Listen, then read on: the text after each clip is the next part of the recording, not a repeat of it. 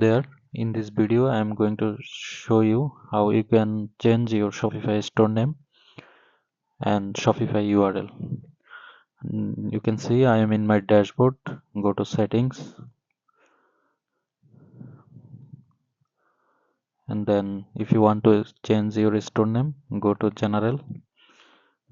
Here you can see my store name. I'm click on it and I can change my store name from here.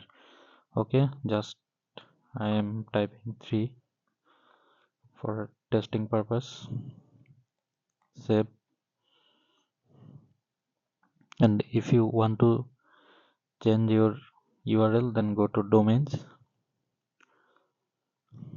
From here you can see you can change it from here. Your original My Shopify domain will remain visible.